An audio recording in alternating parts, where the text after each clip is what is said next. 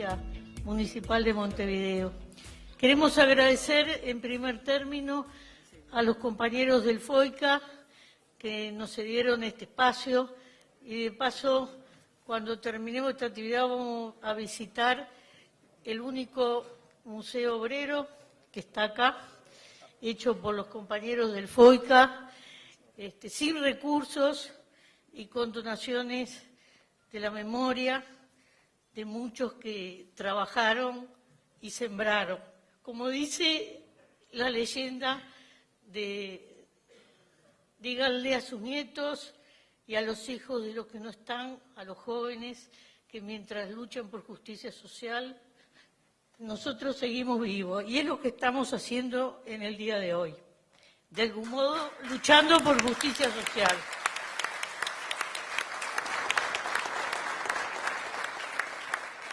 Queremos agradecer también a Carmen Miraglia, doctora en Ciencia Política, que después la presentaremos con todo su currículum, que nos está acompañando. La Universidad de la República es importante para nosotros y es simbólico poder enlazar en este espacio el conocimiento académico con el conocimiento popular.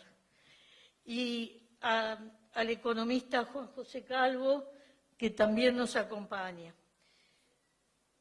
Pero en primer término, nosotros vamos a ver un pequeño video de uno de nuestros asesores internacionales, porque como ustedes saben, hemos formado un equipo de apoyo para no repetir los mismos errores que se han repetido en otras ciudades, aprender de lo hecho, tomar cultura de otras ciudades del continente y de otros continentes.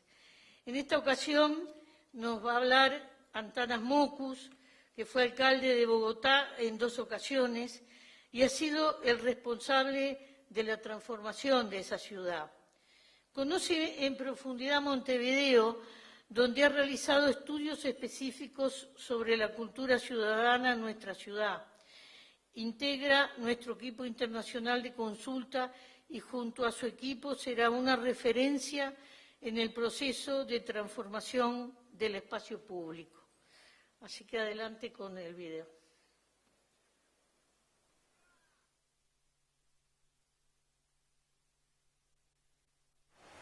Quiero compartir con ustedes estos próximos minutos. Quiero empezar saludándolos, felicitándolos por el proceso democrático tan bello que han tenido. Y bueno, entremos en materia. Corpo Visionarios es una ONG en la cual hemos hecho estudios de cultura ciudadana desde el 2003. En el 2001 se hizo la primera encuesta de cultura ciudadana en Bogotá y desde entonces cada 2 o 3 años se practica esta encuesta para saber cómo evolucionamos en materia de cultura ciudadana. ¿Qué es cultura ciudadana? Es básicamente la capacidad que tiene una ciudad de regular a la gente, ya sea por ley, ya sea por cultura, ya sea por moral, pero de una manera armónica, de una manera que lleva a buenos resultados. Mucha gente cumple las normas y además el cumplimiento de las normas no demanda esfuerzos excesivos. Me explico. Estados Unidos ha tenido una política contra el crimen bastante eficiente, pero tiene una población carcelaria 5 o 6 veces superior a la promedio del mundo. Uruguay es una sociedad que ha logrado altos niveles de cumplimiento de la ley sin acudir a un esquema, llamémoslo autoritario, o a un esquema predominantemente represivo. La primera ciudad de todas las ciudades que hemos estudiado, en la cual no solo la gente se guía a sí misma por moral y entiende por las buenas, sino la gente por fin piensa bien en los demás, piensa que el otro ciudadano también obedece su conciencia y que el otro ciudadano también entiende por las buenas.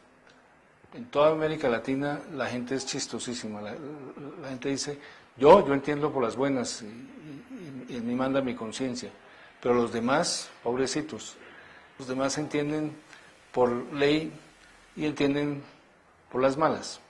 Entonces eso que llamamos asimetría siempre nos había dado el mismo resultado y llegamos a Uruguay y ahí cambió la cosa. En Uruguay La mayoría de los uruguayos piensan que los demás uruguayos son, como ellos, sujetos morales que entienden por las buenas, o sea, tienen conciencia y entienden por las buenas. Cuando uno tiene conciencia y entiende por las buenas, pues la mejor manera de regularlo es pedagogía. Si uno es más bien un sujeto legal que entiende por las malas, pues la mejor manera es amedrentarlo con la cárcel. Cifras. Montevideo es la primera ciudad latinoamericana en donde nos encontramos más suicidios, notablemente más suicidios que homicidios. Creo que las cifras para todo Uruguay son 220 homicidios al año y 550 suicidios. Eso es así en el planeta mundo, más o menos son esas las proporciones, pero Uruguay es el único país latinoamericano que tiene esa primacía del suicidio. Digamos, al colombiano hay que cuidarlo del otro colombiano. Aquí hay 8 veces más homicidios que suicidios. En cambio, en Uruguay es 2,5 veces más suicidios que homicidios. Al uruguayo hay que cuidarlo de sí mismo. Bien, ¿qué encontramos adicional a esta mayor simetría? Encontramos que la gente no ve a las autoridades como muy reguladoras. Eso puede ser bueno en el sentido de que la gente obedece las normas por su conciencia o por presión social y no tanto por presión de la autoridad, pero también puede significar que la autoridad frente a pequeños, llamémoslo, ni siquiera delitos, sino pequeñas faltas, pueden estar siendo muy indiferentes. También encontramos algo sorprendente. El uruguayo camina el doble de lo que habíamos encontrado en todas las demás ciudades. Es una oportunidad muy linda para mejorar el espacio público y aumentar el sentido de fraternidad que ya existe bastante desarrollado en Uruguay. Cifras que son un poquito preocupantes, que uno no se esperaría para Uruguay, es el tema de ver con buenos ojos el porte de armas.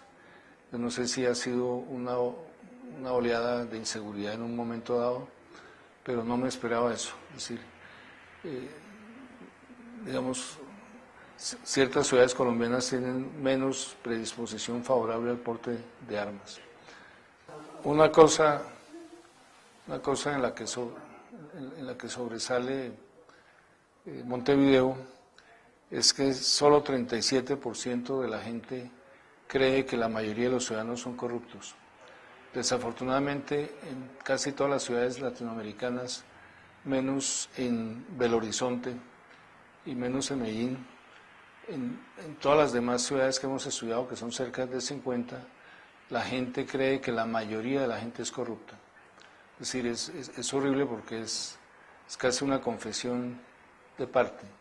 Es como si se adelantaran los mismos ciudadanos a juzgarse pésimamente. Y está estudiado en la teoría y en la experimentación sobre normas sociales, que si uno cree que la mayoría de la gente hace algo, uno como suavecito es como empujado a hacer lo mismo. Entonces es muy importante el resultado de 37% de los habitantes de Montevideo, solo el 37% cree que más de la mitad de los habitantes de Montevideo son corruptos.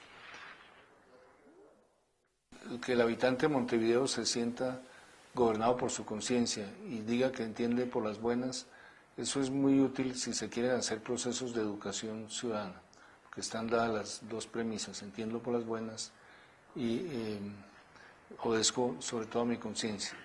Entonces, el clásico tema de concientización que ha sido tan fuerte en América Latina tiene donde pegar en Uruguay. La otra característica positiva es que los uruguayos son, y la gente de Montevideo también, son muy buenos reparadores de acuerdos. Me explico. Si alguien no cumple el acuerdo, ya sea uno mismo o la otra persona, los habitantes de Montevideo acuden, buscan al otro, le preguntan por qué no cumplió, tratan de llegar a un nuevo acuerdo, piden disculpas, etcétera. O sea, son reparadores de acuerdos.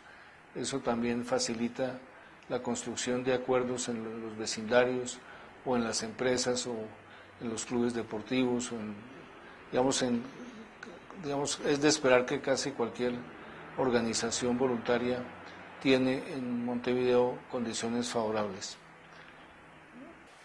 Tanto por la encuesta como por la conversación directa, hay ciertos problemas, por ejemplo, con los containers de la basura. hay a veces una destrucción del bien público y eso como que no cuadra bien con el resto de imagen de los habitantes de Montevideo. Es como si se permitieran una excepción. Y es raro porque si caminan el doble, pues van a encontrar estadísticamente posiblemente el doble de daños sobre un recorrido dado, por ejemplo, diariamente por una persona. Entonces, digamos, yo no sé si ponerle a los containers un espejo o sacar unas fotos y colgarlas en vallas cerca de donde están los containers para que la gente piense un poco por qué su relación con los containers es tan agresiva. Hay un proyecto del Ministerio del Interior fascinante que es de promover el buen uso y el mantenimiento oportuno del espacio público. Esa idea de combinar la misión del Ministerio del Interior con el tema de hacer las ciudades acogedoras, seguras por su infraestructura, seguras por la fraternidad que reina entre los habitantes, esa idea es buena y amerita ser desarrollada. Lo que hemos encontrado en Montevideo es tan atípico comparado con el resto de América Latina que no incluir en nuestros estudios a Montevideo sería una falla gravísima. Pues yo sé que esas expresiones como la Suiza de América Latina o algo así son muy cuestionables, son tal vez muy ideológicas, pero la cruda realidad es que la gente del Uruguay es bien distinta. Entonces es obvio que tendría un interés, llamémoslo académico, científico, para seguir haciendo comparaciones y sobre todo para entender por qué Montevideo y Uruguay han logrado avances notables en materia de democracia. No vengo a promover el suicidio, pero el hecho de que se suiciden más que le jalen más al suicidio que al homicidio, habla bien de ustedes. O sea, no quiero promover el suicidio, mejor es conservar la vida propia y ajena. Pero bueno, esa es una pista sobre lo distintos que son. El espacio público es la coreografía frente a la cual se desenvuelven los encuentros entre desconocidos.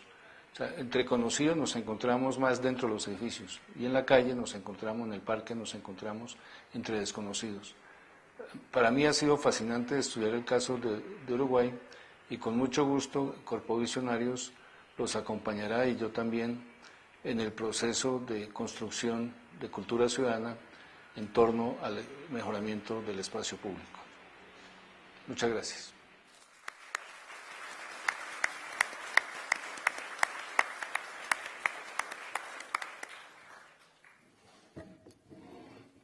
Bueno, a la distancia agradecemos al Antanamopoulos porque sabemos el esfuerzo que ha hecho para apoyarnos y lo que va a hacer cuando estemos en el gobierno municipal.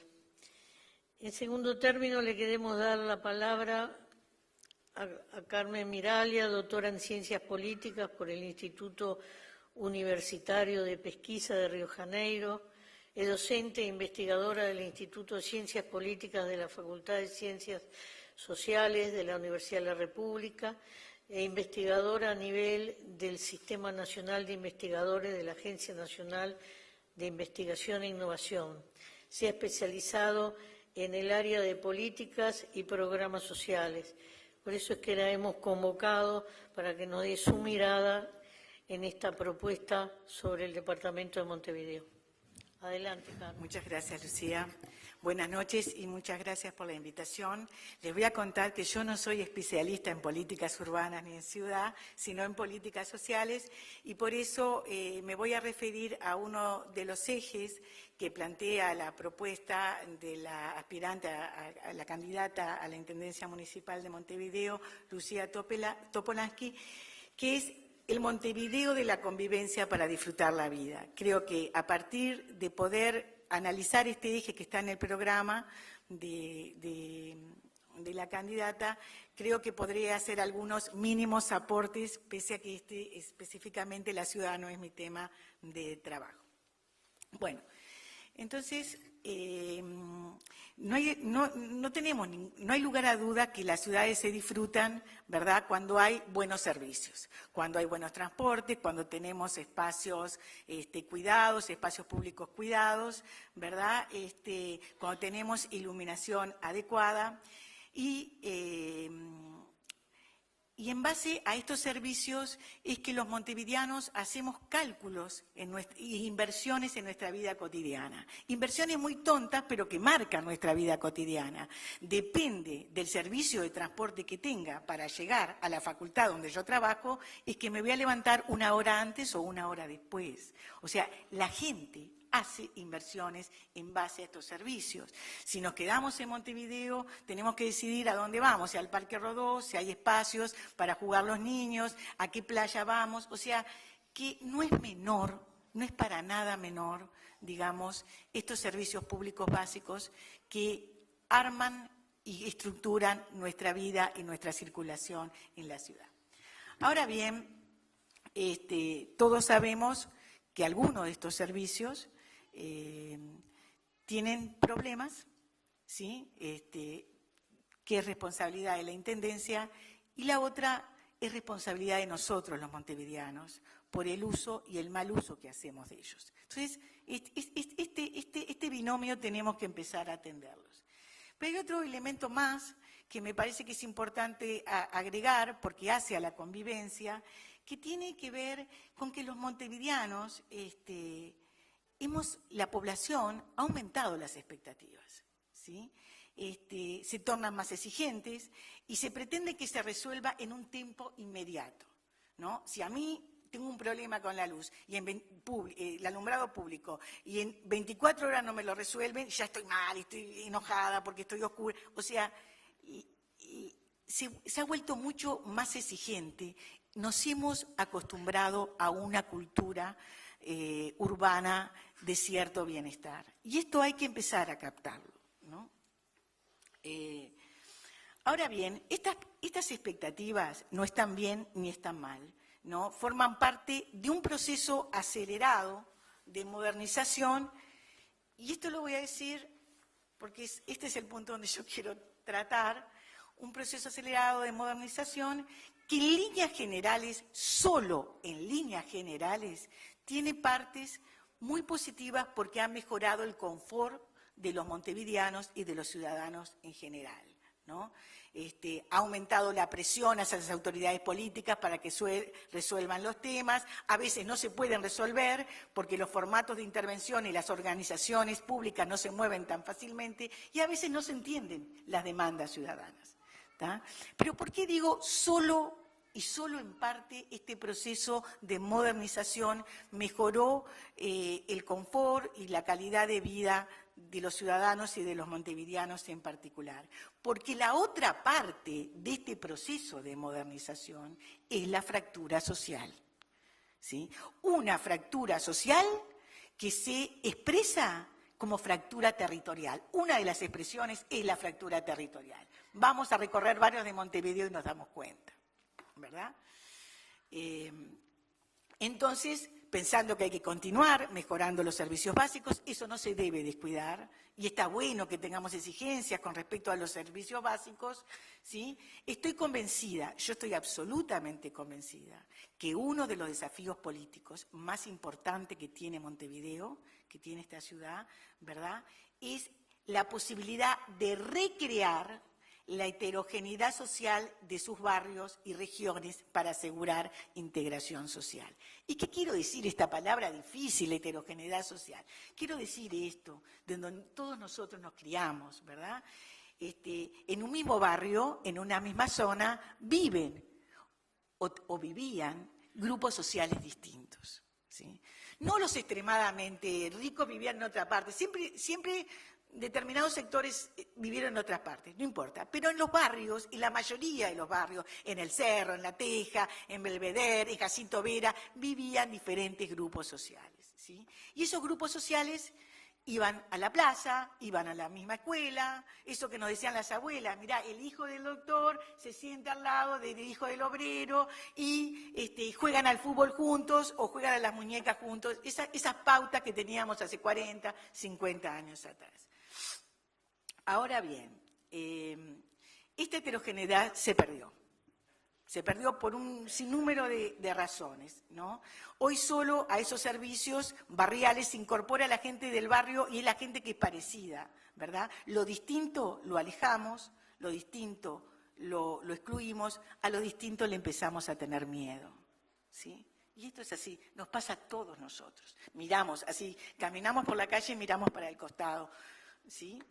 Entonces, y es en este campo donde a mí me parece que la Intendencia tiene una intervención fundamental, ¿sí? Sobre todo los gobiernos departamentales, en tratar de facilitar la interacción y la heterogeneidad en los territorios. Ahora bien, ustedes se preguntan, genial, la Intendencia tiene este papel y un rol fundamental.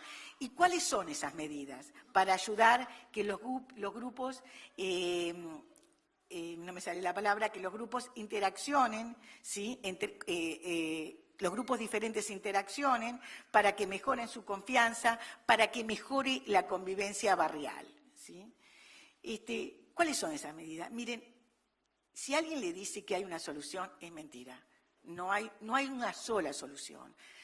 Hay muchos dispositivos o inversiones a las que se puede recurrir, pero no hay una sola. Y otra cosa, la que puede funcionar de este lado tal vez no funcione del otro, ¿sí? Empecemos a mirar que no hay soluciones mágicas y uniformes para todo el territorio, ¿no? Entonces,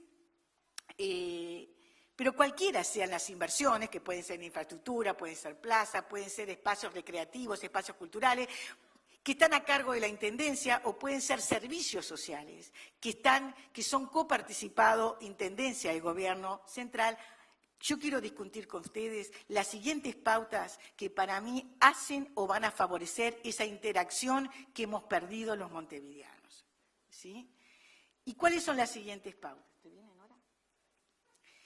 La primera es la localización de las intervenciones y los servicios en el territorio, ¿sí? Hay que localizarlo en un territorio, en un barrio, en una zona, en un municipio, de manera que facilite el acceso de diferentes grupos o de habitantes o de vecinos de diferentes partes de ese municipio o zona, ¿sí?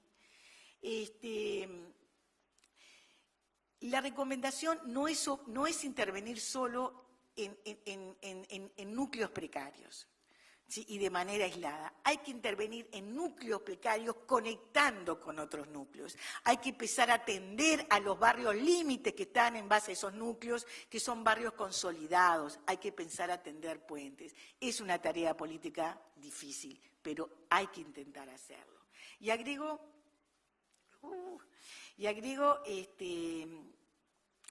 que tal vez no sea una intervención sola, tal vez deba ser en esa zona varias intervenciones fragmentadas, pero hay que tener una visión de conjunto.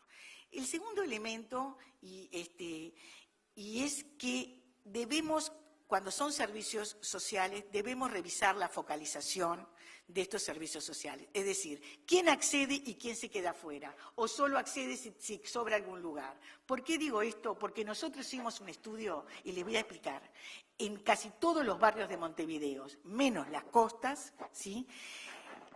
Las diferencias, ¿cómo le puedo decir? Las diferencias entre los grupos sociales vulnerables y las clases medias bajas, para decirlo fácil, no son muy grandes. Son parecidos, solo se diferencian en la vivienda, en los materiales de la vivienda, pero viven en los mismos barrios. ¿Tiene sentido darle a él y al otro no? Que tiene hijos iguales, que van a... Tiene sentido, hay que revisar políticamente. Desde el punto de vista fiscal no significa grandes inversiones. Y los últimos dos puntos, y con esto termino, es un minuto, es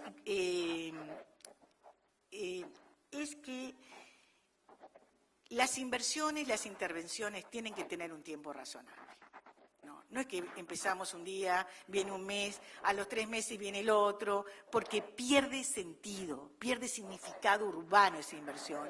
Y también, digamos, y después viene, y se terminó de armar, pero falta un pedazo porque el otro organismo coparticipante no tenía. Así no se pueden hacer las cosas. Tiene que haber alguna prioridad política y se debe cumplir. Y esto es lo que falta, más allá de todos los intereses. Y también, a mí me encanta la participación, tenemos que tener claro quién es la entidad responsable de conservar esos espacios o esos servicios. Me encanta la participación ciudadana, pero tiene que haber una parte del Estado responsable. A dónde recurrir o también a dónde demandar o también al que criticar. Por último, y si esto cierro de verdad, y creo que es que las enseñanzas que nos dejan especialistas urbanos es que todos podemos amar lo local, el barrio, nuestra zona, nuestro municipio, pero solo con lo local no se hacen grandes modificaciones urbanas y de convivencia. Hay que tomar lo local y algo más, y el barrio vecino, ¿sí? Hay que tomar lo metropolitano, hay que tomar la ciudad. Y hay que pelear en todos esos niveles, no es solamente una demanda y un deseo, hay que pelear políticamente, ¿sí? Porque de esta manera, cuando los diferentes niveles se empiezan a acoplar, es que tenemos cambios sustantivos y de mediano plazo. Muchas gracias y perdonen que me extendí un poco.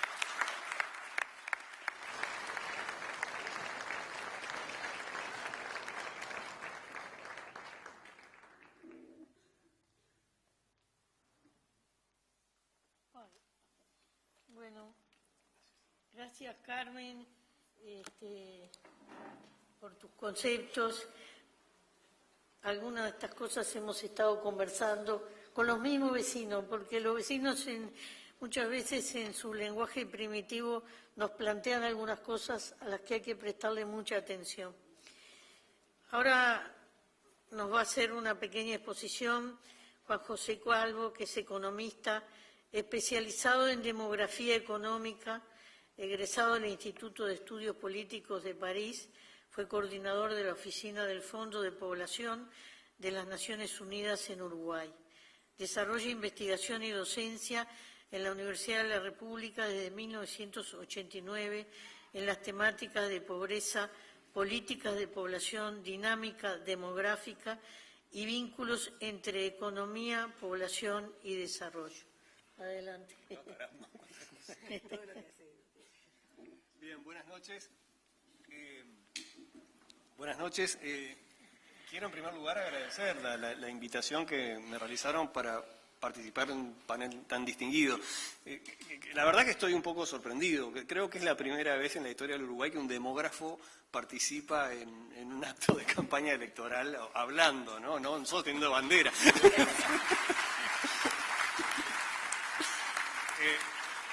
Digo, yo realmente me pregunté por qué. Me imagino que ustedes se deben preguntar mucho más que yo el por qué.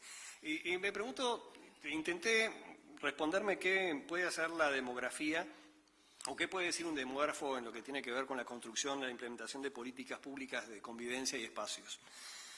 Bueno, la demografía tiene por objeto de estudio las poblaciones, fundamentalmente, aunque no exclusivamente desde un punto de vista cuantitativo. Básicamente lo que estudiamos es cuántos somos, cómo somos, dónde vivimos, por qué tenemos hijos, de qué morimos. Si ustedes quieren entender por qué se casaron con la persona al lado, contraten a un demógrafo y trataremos de explicar el asunto. Vamos a explicar que aquello de que hasta que la muerte los separe funcionaba cuando la esperanza de vida era 40 años, ahora es un poco más difícil. Si bien los métodos de la demografía están muy anclados en el pasado, es una disciplina que se proyecta hacia el futuro. Es naturalmente una disciplina con fuerte perspectiva, con fuerte intención de entender qué es lo que va a ocurrir. Y esto tal vez a veces produjo un cierto divorcio entre la demografía y la política. Los demógrafos y los políticos no han tenido en la historia, por lo menos del Uruguay, muchos puntos de contacto. Es difícil porque el corto plazo para un demógrafo son 20, 30, 50, el corto plazo son 20, 30, 50 años. Los políticos tienen que responder con resultados en 5 años. Se da un examen a los 5 años, no hay tiempo para lo que dice el demógrafo. Las políticas de población exigen muchas veces esfuerzos hoy.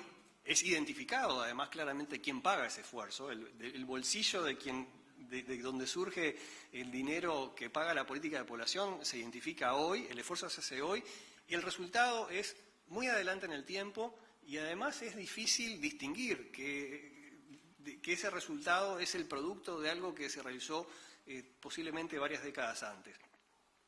Realmente, yo no quiero que pase por un halago fácil, pero hay que tener mucha generosidad política para que un administrador considere, digamos, las políticas de población y las implemente, porque no está pensando en su rédito personal y en el de su entorno en el corto plazo, está pensando con una visión de estadista, está pensando siempre en el largo plazo. ¿Qué nos dice la demografía montevideana? Yo anoche estaba jugando un rato con la computadora haciendo algunos... no se preocupen, soy economista, pero preciso un PPT, porque todos los economistas precisamos poner un PPT, pero van a ser 2 o 3 figuras solamente. Esto que ven acá, eso es una pirámide de población, es una representación gráfica de la población de Montevideo.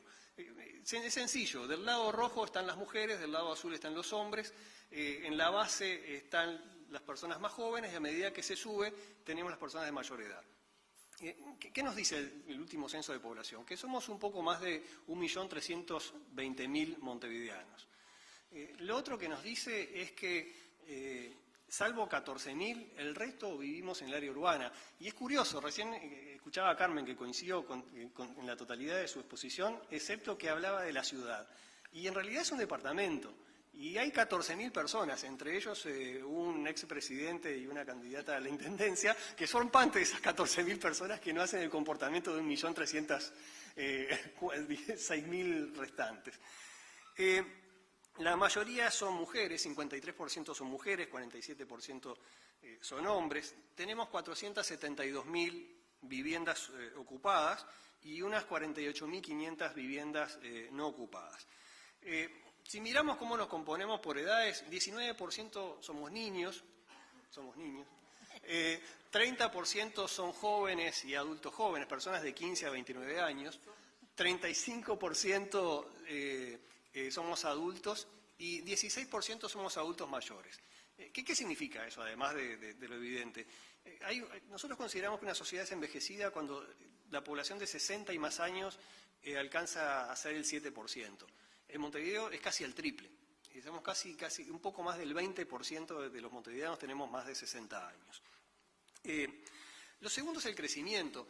Yo estaba mirando las cifras de los últimos censos y observaba que el censo del 2011 daba menos población que el conteo que se hizo en el año 2004, que a su vez daba menos población que el censo que se hizo en 1996, unas 26.000, 27.000 personas menos.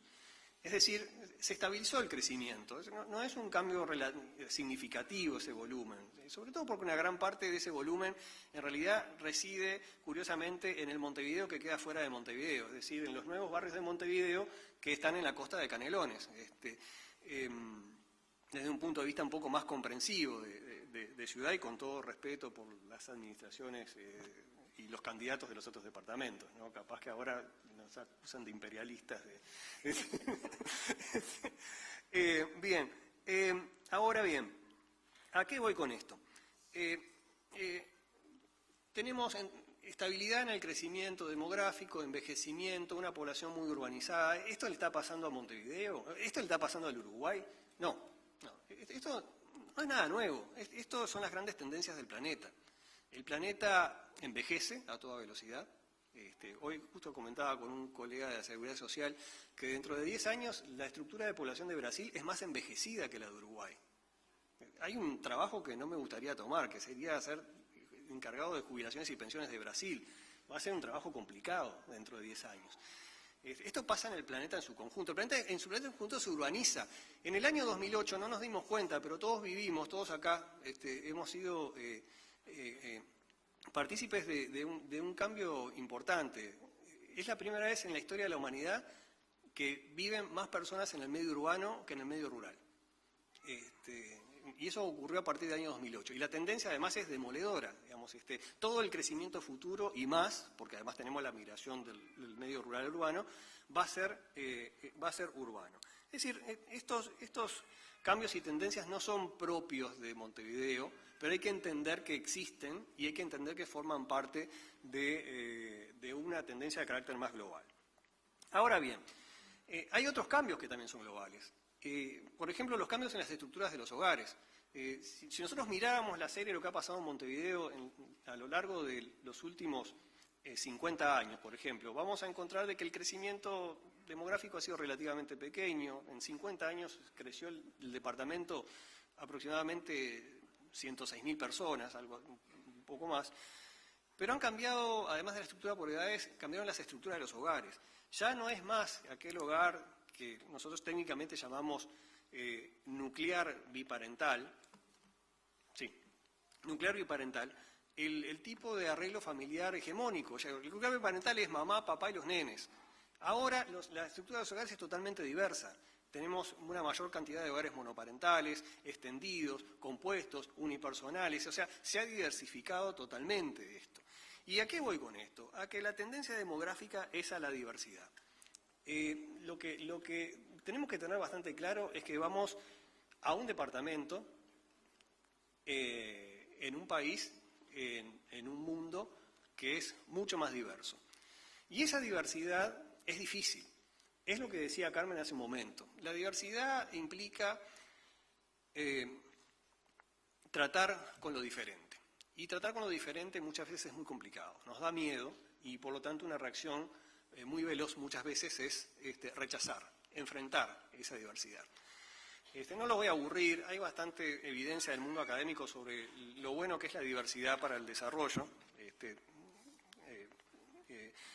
Pero entonces, veamos, quería mostrar un par de dimensiones de la diversidad de Montevideo hoy. No sé si voy a hacerlo por lograr funcionar esto.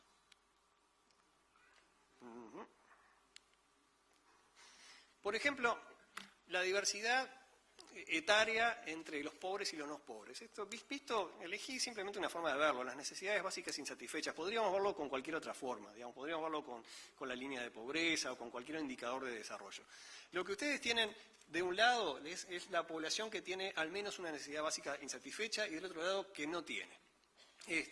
Observen, ¿cuál es la diferencia? Lo que está mostrando la pirámide más triangular es que simplemente tenemos una población extremadamente joven y lo que tenemos sin necesidades básicas, sin carencias críticas, es una población notablemente más envejecida. Y esta diversidad de situaciones en el plano del bienestar tiene una expresión territorial muy clara.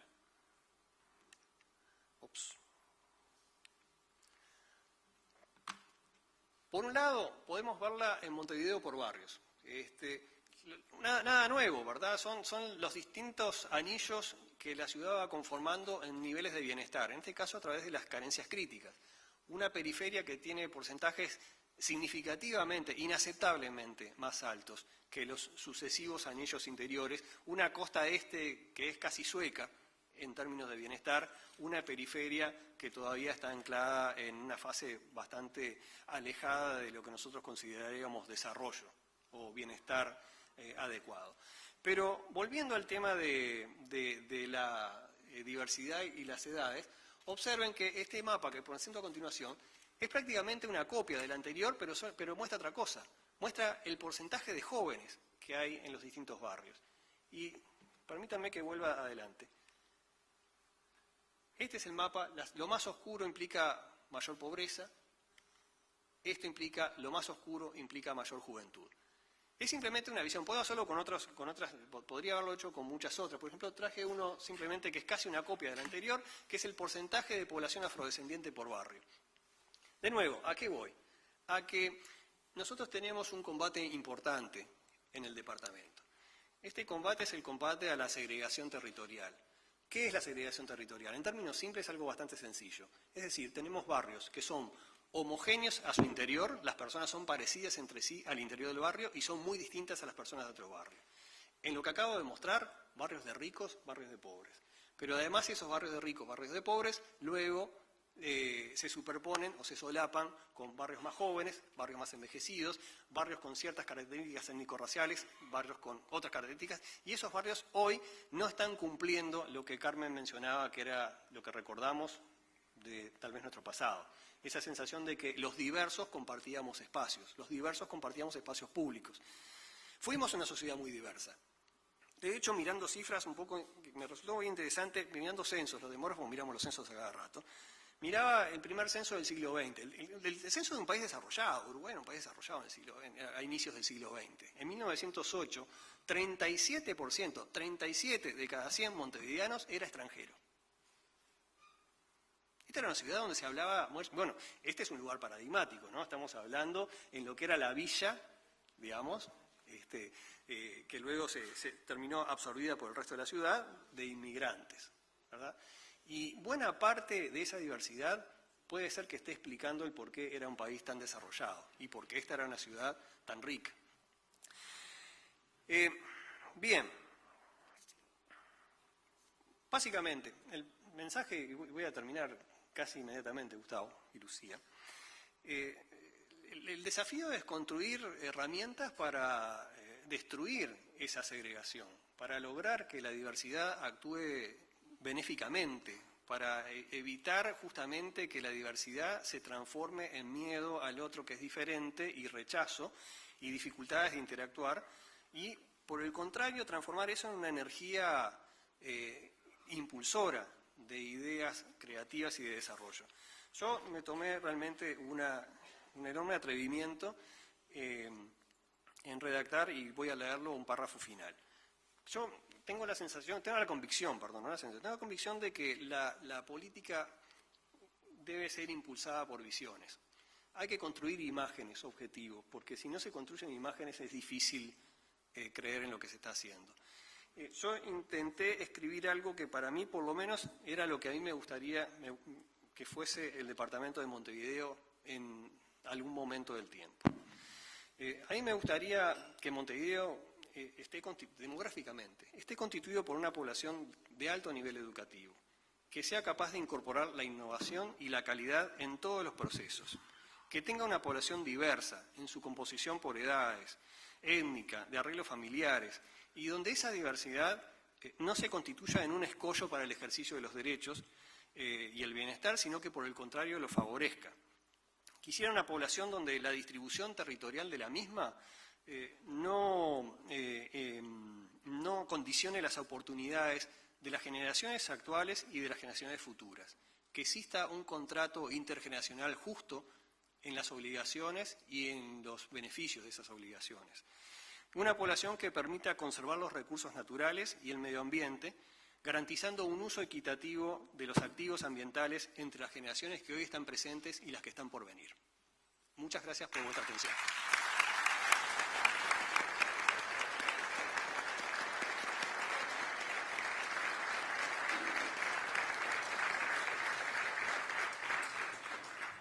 Muchas gracias por tus palabras. Tiene que ver la demografía, no creas que estás al margen de la política. Tiene que ver porque el objetivo nuestro, lo que hemos venido planteando, es que todo lo que podemos hacer por la ciudad, en el centro está el ser humano. Y si no lo miramos desde varios ángulos y no medimos algunos fenómenos, seguramente nos vamos a equivocar más. Así que te agradezco mucho las palabras y lo que nos has ilustrado.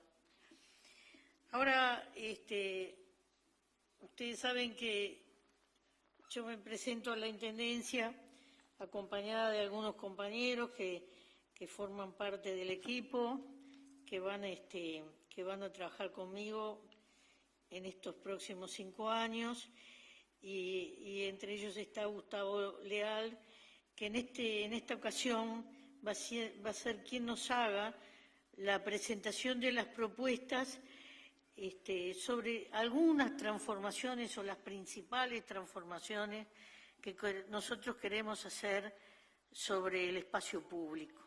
Por supuesto que estas transformaciones van a poder ser hechas si tocamos la misma sinfonía con los 8 municipios en los que está dividido la ciudad.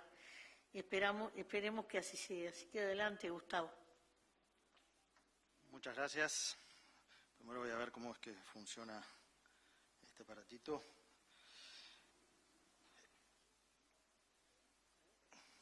Espera un segundo que estas cosas pasan. Juanjo lo logró. ¿Eh? Para que... A ver, la están conectando todavía.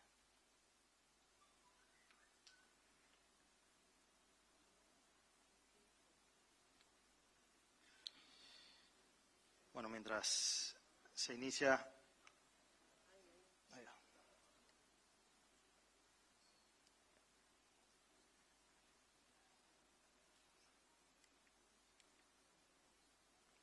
A ver.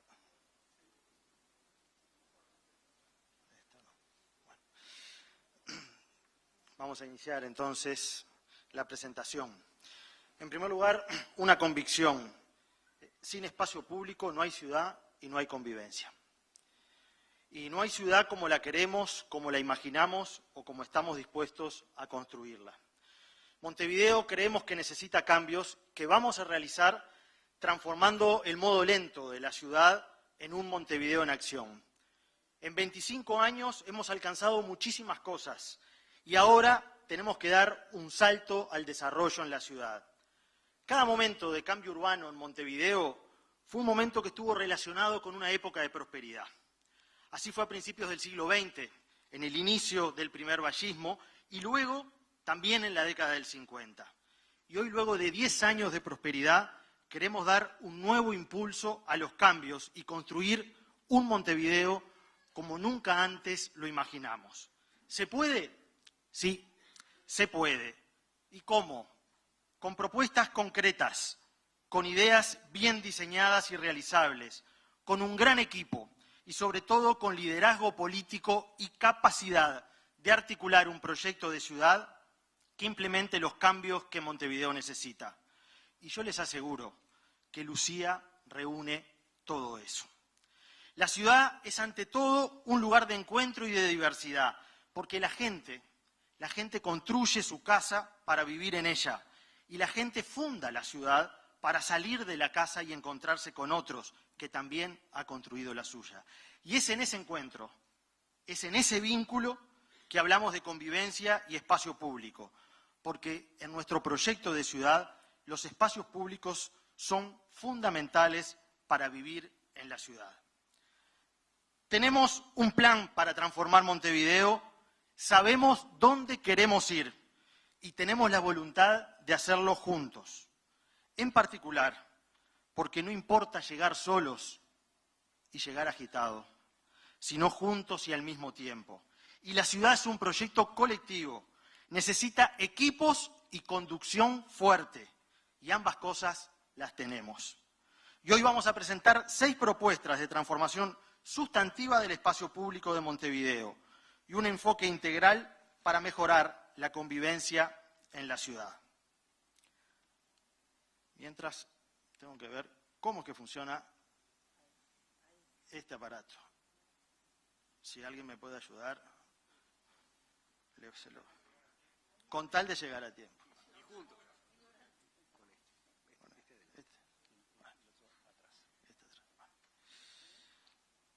En primer lugar, de las 6 propuestas que nosotros estamos presentando en el día de hoy, la Rambla. La Rambla será el balcón de toda la ciudad. Montevideo es una ciudad que tiene una frontera de agua, un verdadero balcón al mar, o en rigor, al río ancho como mar. 22 kilómetros de largo, la Rambla de Montevideo es monumento histórico nacional. Su construcción fue en etapas, pero siempre tuvo un objetivo explícito: construir un paseo democrático y republicano en la ciudad. Así lo imaginó y lo concretó el vallismo de principios de siglo. Y nosotros vamos a renovar ese legado y a proyectarlo de cara al futuro. En 1909 se construyó la Rambla desde el Parque Hotel hacia el Parque Rodó. En el 12, la Rambla de Pocitos. En el 15, la de Punta Carretas, a Carrasco. Y la obra de la Rambla Sur, en el año 28, fue inaugurada después, en el año 35. Es decir, fue una propuesta audaz, cambió la fisonomía de la ciudad, la integró más y la hizo más disfrutable. En ese frente costero, nosotros nos proponemos hoy construir lo siguiente. Vamos a impulsar en el frente costero la continuidad de la Rambla Sur hacia el oeste, bordeando Capurro, la bahía y el cerro. Un verdadero paseo costanero que como Rambla integre la ciudad en el siglo XXI como lo hizo el vallismo en el siglo XX. Ese compromiso implica revitalizar zonas que tienen espectaculares vistas y entornos paisajísticos. Y es una prueba que se debe conjugar la inversión pública y la inversión privada para construir la ciudad como un esfuerzo de todos. ¿Se puede imaginar esto? Sí, se puede. Se puede y va a ser una realidad que vamos a construir. Porque la Rambla que hoy conocemos fue construida en el año 28, sobre todo porque en aquel momento el país optimista pensaba en grande. Y hoy el Frente Amplio ha puesto a este país verdaderamente de pie, luego de una crisis que todos vivimos, y ha renovado el optimismo. Y piensa en grande porque tenemos vocación de futuro. Somos una fuerza constructora de este país en el siglo XXI. Es posible concretar este desafío de la Rambla. En segundo lugar, vamos a mejorar el equipamiento urbano en toda la Rambla, que es el espacio público con mayor uso intensivo por metro cuadrado de toda la ciudad. Y nos proponemos instalar puntos públicos de hidratación para quienes practican deporte, que son muchísimos y cada vez más. Baños públicos abiertos y mantenidos todo el año. Máquinas expendedoras de agua caliente en puntos claves como servicio para quienes disfrutamos el mate, la conversación y el encuentro.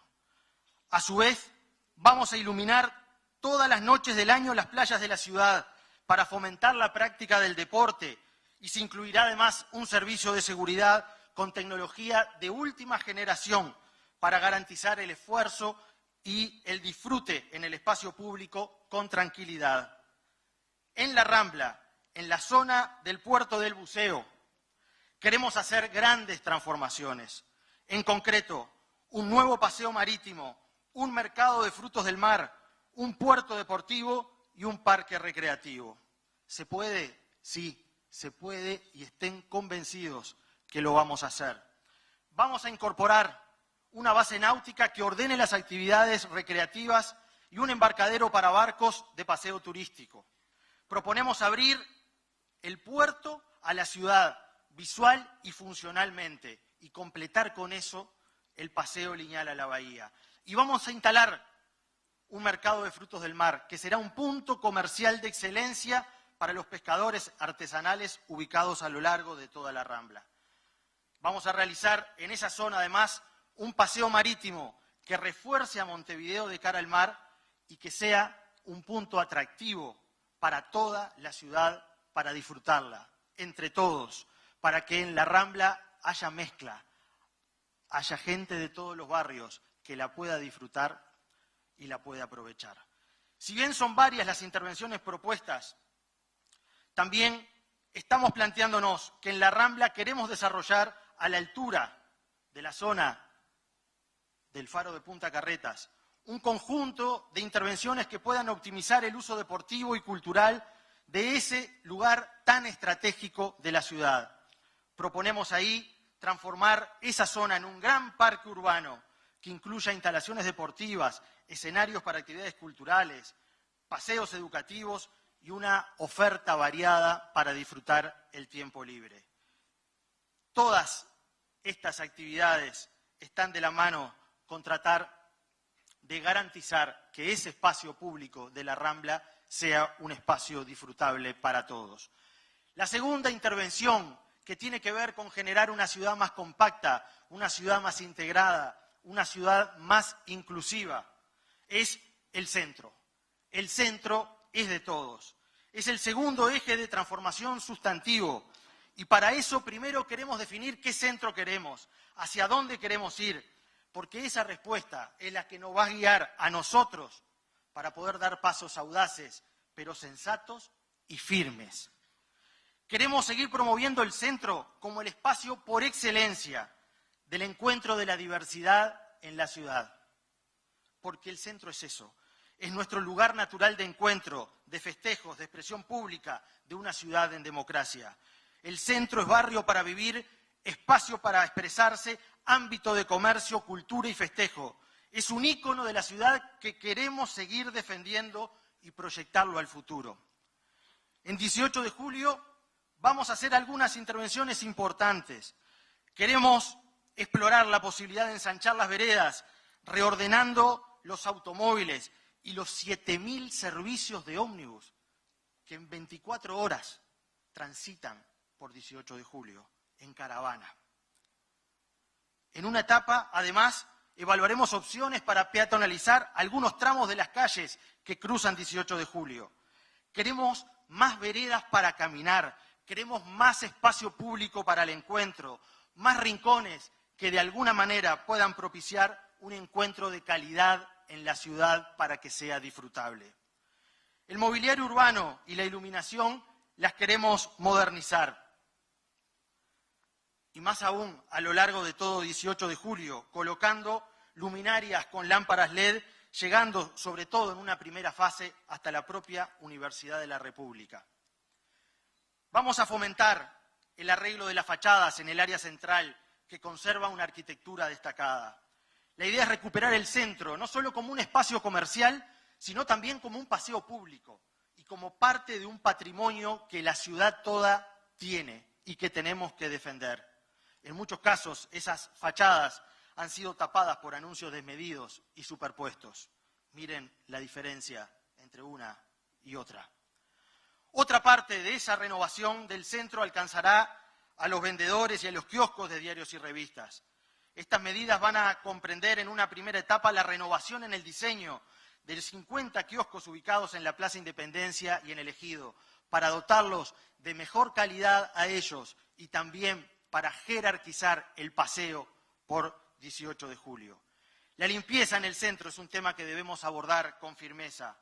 Hemos hecho esfuerzos muy relevantes, pero tenemos que cambiar nosotros nuestra actitud hacia la limpieza en el espacio público. Por otro lado, la vegetación, el arbolado, las macetas con flores, todo tiene que estar en consonancia en reflejar un espacio para disfrutarlo y para que vuelva a ser un lugar de encuentro. Y también mejorar la señalización y la información, porque Montevideo hoy sigue siendo el primer destino turístico del Uruguay y nosotros queremos que la ciudad y 18 de julio sea la principal postal que los turistas se lleven al ingreso de nuestra ciudad. Como el centro es de todos, tenemos que cuidarlo y conservarlo y potenciarlo. Y hay nuevas generaciones que han egresado de la Escuela de Diseño, de Arquitectura, de Comunicación, de Arte, que las vamos a convocar a un consorcio público para que presenten ideas y las puedan concretar con el foco puesto en mejorar el centro. Y para preservarlo, además, para preservar ese centro que nos da identidad, vamos a contar con el apoyo de alguien que es parte de nuestro equipo internacional de consulta, el director del Centro Histórico de la Ciudad de México, que es una referencia en América Latina de cómo se han construido y cómo se han potenciado esas zonas. También vamos a estar hablando en estos días con el Grupo Centro, que reúne a los comerciantes, porque con ellos también queremos hacer una gran alianza.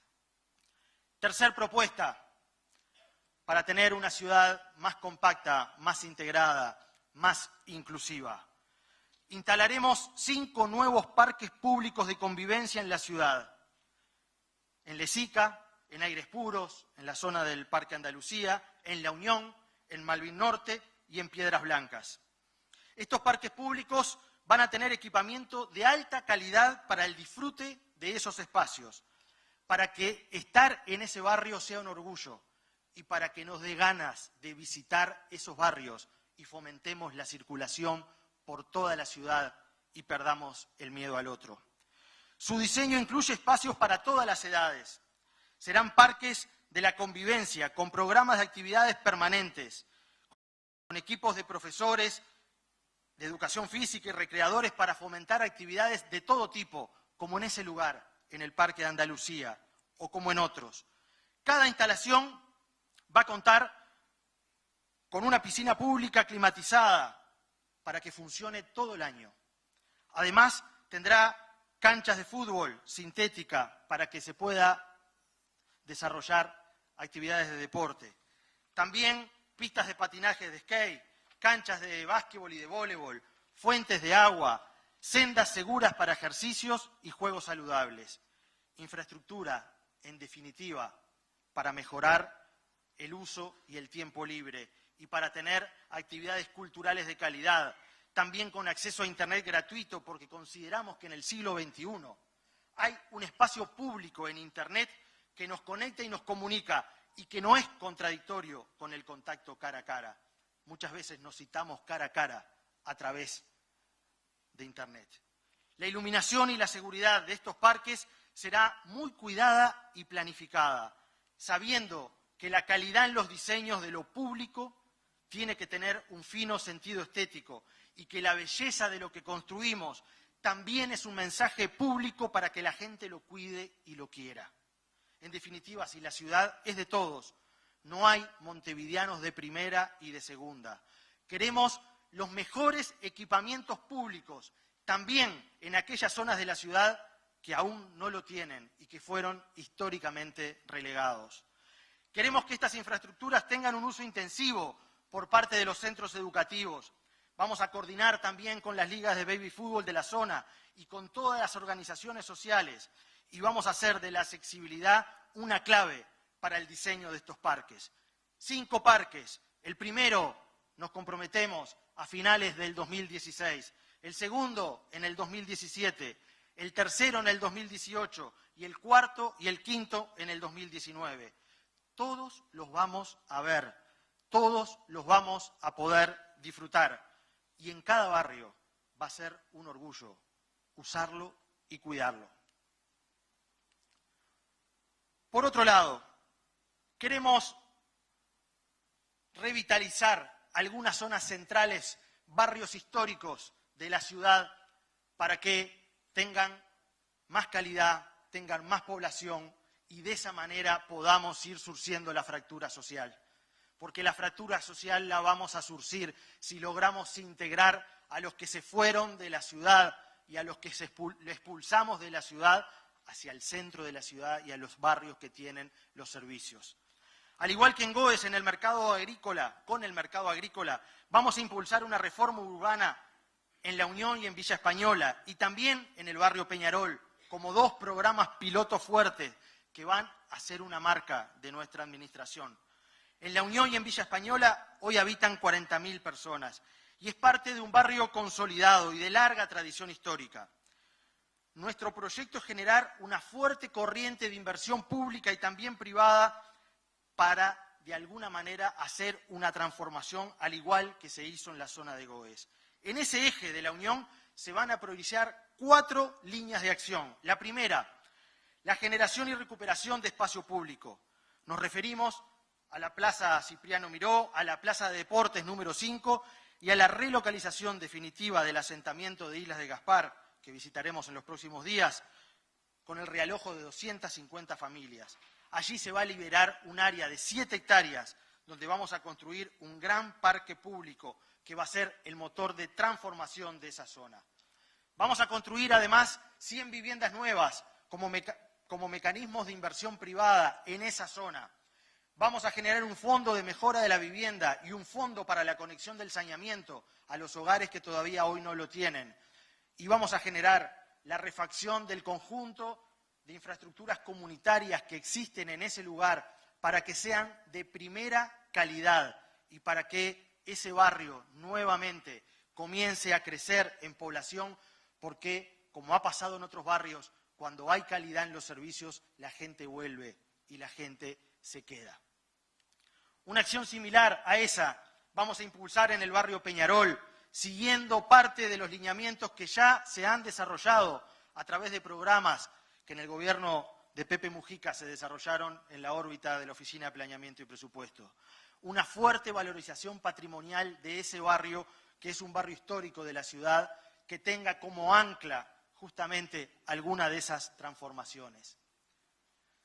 En quinto lugar, nosotros vamos a desarrollar una estrategia de barrios temáticos en Montevideo y nos vamos a concentrar en dos, en el barrio de las artes y en el barrio de la innovación, porque nos parece fundamental caracterizar zonas de la ciudad para que adquieran personalidad y porque esa personalidad genera un atractivo que es parte de la distinción y es parte también de la inclusión y del perfil propio del barrio. En el barrio de las artes, ubicado a pasos de la Ciudad Vieja, ustedes los ven ahí, es un ejemplo de una estrategia de inversión pública y privada que vamos a consolidar, porque en esa zona se remodeló la Sala Verdi, hay proyecto en curso, como es la nueva sede regional de la CAF, que va a tener además los 3 nuevos cines de Cinemateca, además del proyecto del Museo del Tiempo en el dique Maguá, la ampliación proyectada que ya está en curso de la torre ejecutiva y la recuperación que ya se hizo del Hotel Saroantes. Queremos que esa zona vaya adquiriendo un perfil particular de barrio de las artes, con un perfil singular vinculado al mundo artístico, con una oferta diversa y atractiva también para el turismo.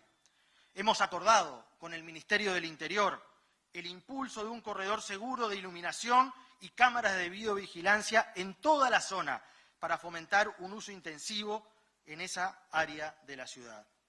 Y también, en esa línea de los barrios temáticos, vamos a impulsar que en esa zona haya un fuerte programa de arte urbano mediante la cual queremos asociar artistas para que, de alguna manera, embellezcan parte de esa zona de la ciudad y le den un perfil.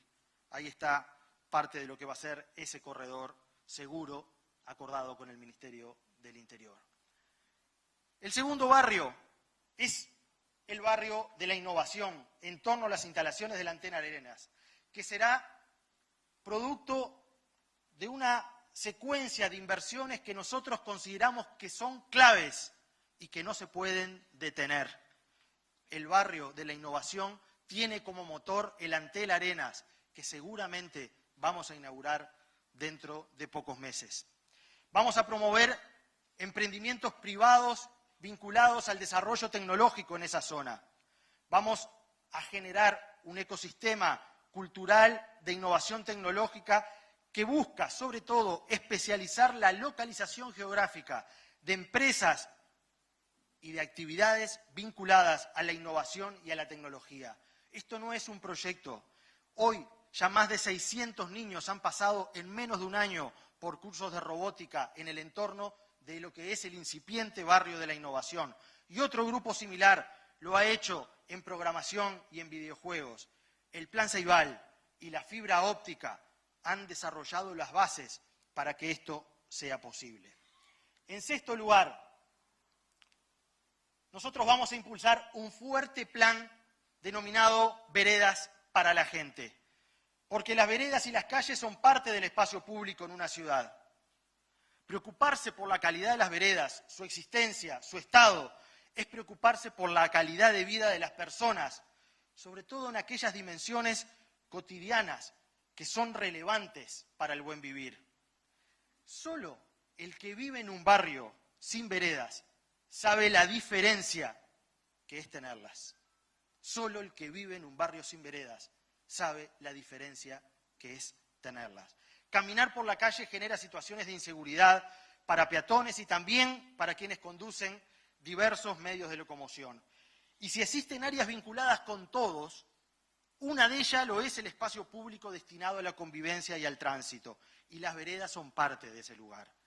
Apostamos a una ciudad con lugares amplios y seguros para caminar, y el programa Veredas para la Gente va a construir 50 kilómetros de veredas al año en diversos barrios de la ciudad donde hoy no las hay, además de potenciar un fondo rotatorio que permita mejorar las veredas existentes en todos los barrios de la ciudad. En las nuevas veredas se van a instalar rampas en todas las esquinas para mejorar la accesibilidad. En esta primera etapa, en el primer año, las veredas que se piensan construir están en el tramo de Avenida de las Instrucciones, desde Gruta de Lourdes hasta Beloni, en Avenida General San Martín, desde Chimborazo hasta Instrucciones, en Veracierto, entre Camino Carrasco y Camino Maldonado, y en Camino Carrasco, entre Santa Mónica y Pan de Azúcar. Y así vamos a seguir en todos los barrios de la ciudad con un programa que implica en 5 años 250 kilómetros de veredas nuevas en la ciudad y el arreglo de veredas de al menos 15.000 padrones que se tendrán que hacer cargo en la ciudad consolidada de mantener sus propias veredas. La convivencia se expresa en la forma en cómo nos relacionamos y cómo construimos la ciudad que queremos. Nosotros pensamos que en síntesis hay 6 propuestas que hoy estamos haciendo para una transformación significativa del espacio público, con un enfoque de políticas de convivencia. El cambio en el espacio público entonces apunta a la Rambla en toda su extensión para construir espacio democrático de toda la ciudad. Una mirada que apuesta al centro de la ciudad, porque el centro es de todos. Un programa de veredas para la gente, 5 parques de convivencia ubicados estratégicamente en barrios de la capital que permitan un mayor uso intensivo del espacio público, pero a su vez que le den las ganas al resto de los montevideanos de visitarlos, como pasa hoy en algunos de los parques de jerarquía que se han instalado en estos años y donde la gente tiene orgullo de decir, también en mi barrio están los mismos juegos que hay en la Rambla. Revitalizar barrios centrales de la ciudad, como Villa Española, como La Unión, como Peñarol en una primera etapa, y el impulso de los barrios temáticos. En fin, nosotros tenemos un plan y un proyecto de ciudad. Sabemos a dónde queremos ir y nosotros creemos que es necesario hacer posibles los cambios para la ciudad. Y estamos convencidos que Lucía garantiza eso, garantiza la firmeza y el liderazgo para construir esos cambios y la sensatez y la audacia de reunir a equipos, de reunir a los mejores, de escuchar y también de saber cambiar. Hoy estamos en condiciones de ser ambiciosos y audaces en nuestro proyecto de construir un Montevideo como nunca antes lo imaginamos. Por eso queremos poner a Montevideo en acción, porque contigo, la ciudad avanza. Muchas gracias.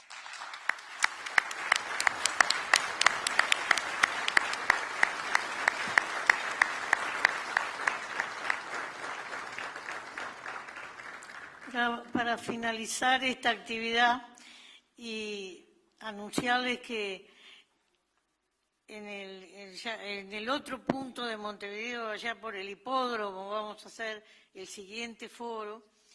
Quiero nuevamente agradecer a quienes nos acompañaron en esta mesa a ilustrarnos en un tema tan importante como es la convivencia y el espacio público. Nosotros le damos jerarquía a este tema. Estos proyectos, no se asusten, que los tenemos costeados y pensado su financiación. Esto no es una idea al vuelo. Cada una de esas plazas, que el modelo es la Liber Sedeni, salen $2 millones. Quiere decir que las 5 plazas son 10 millones en el quinquenio. Cada equipo de juegos saludables, 5 juegos, son 80.000 pesos. Es decir, nosotros hemos costeado pero cada uno de los elementos que hemos estado proponiendo. Pero entendemos que todos los barrios tienen que tener equipamiento bueno. Nosotros no podemos hacer barrios de pobres para pobres y de ricos para ricos, porque eso funciona mal, no funciona. Entonces,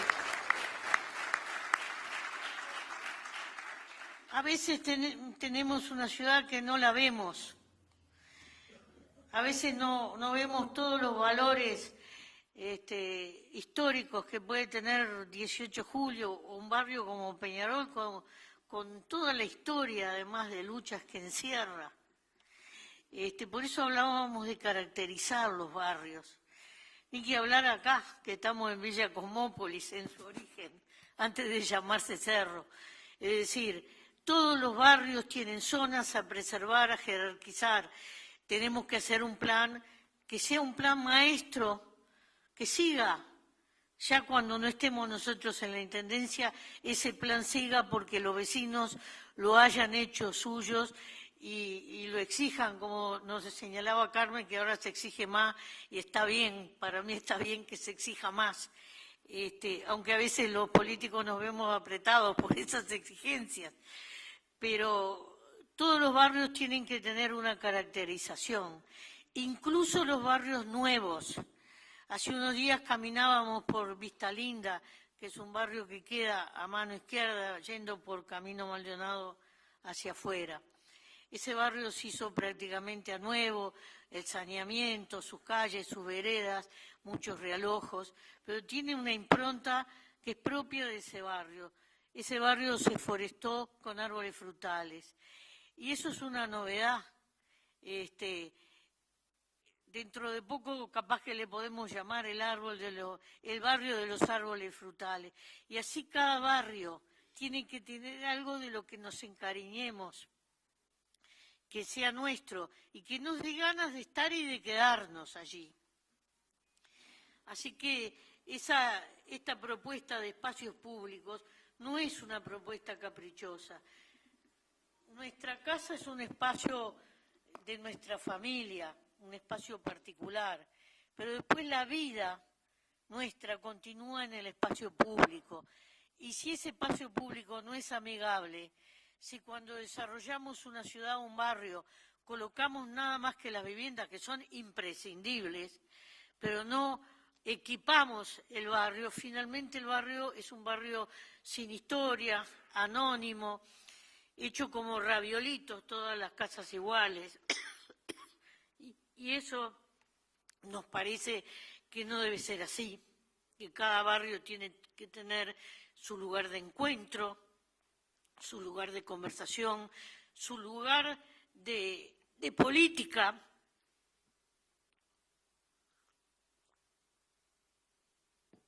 Los griegos tenían la plaza como el lugar para discutir de política y de filosofía. Bueno, recuperemos las plazas y los lugares de discusión, de organización social, de dar nuestro mensaje. Y todos los barrios pueden tener ese lugar, y después están los lugares emblemáticos, como puede ser 18 de julio. Me tiene mal la campaña.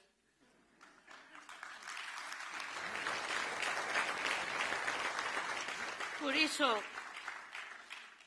estos espacios no solo los tenemos que hacer, y no es un gasto, esto es una inversión que hacemos en salud de la gente, en convivencia, en cultura, en relacionamiento, en integración social.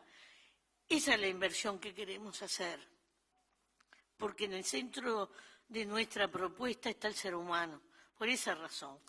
Y por eso es una inversión que finalmente nos dará una calidad de ciudad distinta. Y además se produce un fenómeno contagio. Cuando desde el Estado promovemos algo, iniciamos algo, el vecindario se suma y empiezan a surgir ideas, iniciativas a veces privadas, a veces colectivas, a veces individuales, que ayudan y mejoran. Y si esto lo quieren constatar, basta recorrer los entornos del mercado agrícola, acordar lo que era el reino de los Tumares, porque era allí donde estaban y reinaban, y lo que es ahora un barrio que ha empezado a florecer en cooperativas de vivienda, otros emprendimientos, la gente que pintó las casas, es decir, hasta el estado de ánimo de la gente de Goes ha ido cambiando y valorizándose. Un barrio que estaba servido por todos los servicios y que estaba abandonado. Ese es el sentido de estas propuestas que hemos desarrollado en el día de hoy y que son parte de nuestra campaña y que tienen estos 6 puntos que no son arbitrarios, porque todos sabemos que Montevideo se distingue por la Rambla, porque todos sabemos que el centro significa algo para nosotros, porque los parques de convivencia nos han enseñado que es posible tener un espacio público de calidad y cuidarlo contra todos las pálidas que decían esto lo vandalizan en 5 minutos, no fue así. Porque las veredas las precisamos bien para que toda la gente que tiene dificultades para trasladarse, las madres con los cochecitos, los que somos veteranos, no tengamos un porrazo en veredas que están de cualquier manera. Y también la caracterización temática de los barrios. Por eso esta propuesta tiene un montón de fundamentos. Ahora bien, esto lo construimos entre todos o no se construye, ¿verdad? Precisamos la colaboración de los vecinos de cada barrio organizados en su municipio, aportando más y más ideas a este punto de partida, porque esto es nada más que un punto de partida, a este punto de partida que nosotros pensamos desarrollar a lo largo de estos 5 años. Nuevamente, muchas gracias a los compañeros de la Federación de la Carne por este lugar que nos han prestado para esta actividad y a todos los panelistas y a los que concurrieron, porque estamos agradecidos de que quieran conocer el pensamiento más profundo, más allá de la pregunta casual de un periodista que siempre nos tira las mismas, la basura, esto, lo otro. No, hay varias cosas más interesantes en la ciudad. Gracias a todos.